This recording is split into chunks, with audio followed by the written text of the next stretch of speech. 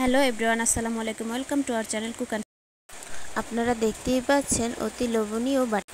এটি তৈরি করতে উপকরণ যা লাগছে, একটি পরিমাণ ময়দা নিয়ে নিয়েছি অল্প পরিমাণের সুজি, এতে করে বাটি চাটটা খুবই মুচমুচি হবে। দিয়ে দিয়েছি স্বাদ মতন লবণ, আপনারা আপনাদের উপকরণ অনুযায়ী দিয়ে দেবেন। দিয়ে দিয়েছি একটু বেকিং সোডা, দিয়ে দেব 1 চামচ পরিমাণ কর্নফ্লাওয়ার। এবার মিশ্রণটি একটি চামচের সাহায্যে ভালোভাবে মিশিয়ে নেব। এবার দিয়ে দেব 2 টেবিল পরিমাণ রান্নার যে কোনো রেগুলার তেল।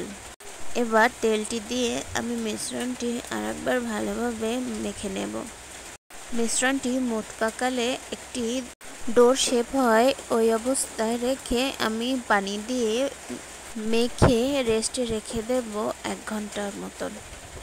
এদিকে আমি ডাবলি বুট ভিজিয়ে রেখেছিলাম 1 কাপ পরিমাণের, সাথে একটি আলু দিয়ে আমি এটাকে সেদ্ধ করে নেব।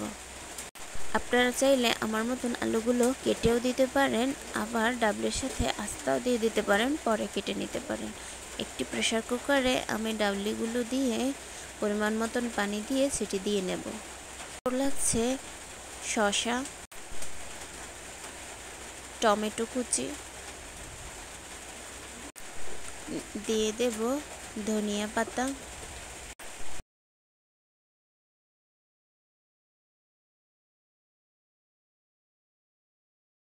দিচ্ছি কাঁচামরিচ কুচি।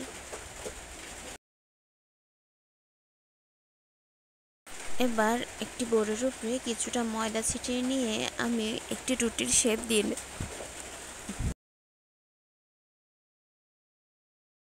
রুটিটা বেশি বড় না করলেও হবে।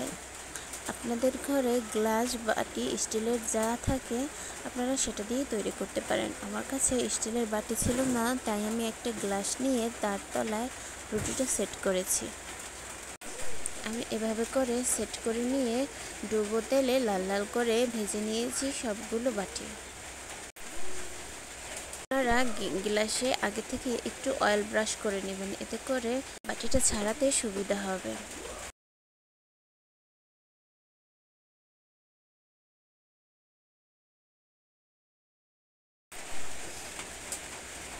দেখতেই পাচ্ছেন আমি গরম তেলে বাটিটা ছেড়ে দিয়ে এখন উল্টে পাল্টে ভেজে নেব।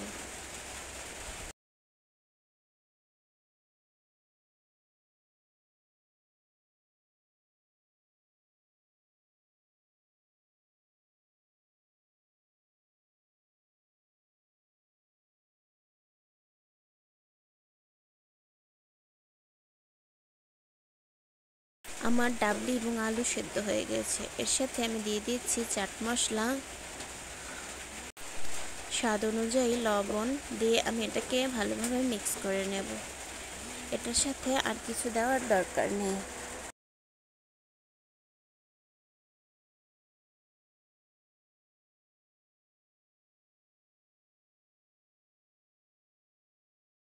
আপনারা দেখতেই পাচ্ছেন আমি বাটি সেটের জন্য যে বাটিটা তৈরি করেছি সেটা কত সুন্দর লাল লাল করে ভেজে নিয়েছি, খুবই ক্রিস্পি হয়েছে।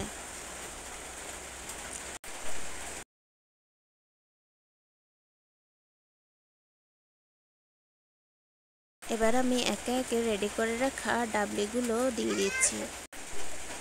এর উপরে দিয়ে দেব শসা, টমেটো কুচিগুলো,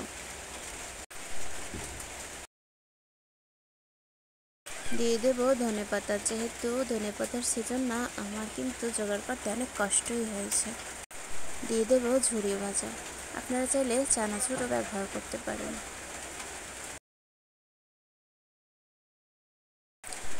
সুন্দর দেখতে লাগার জন্য দিয়ে দিচ্ছি কয়েক টুকরা আনারের দানা,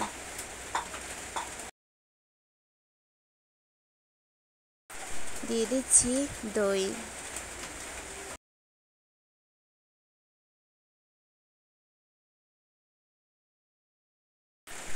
এবার দিচ্ছি একটু টমেটো সস।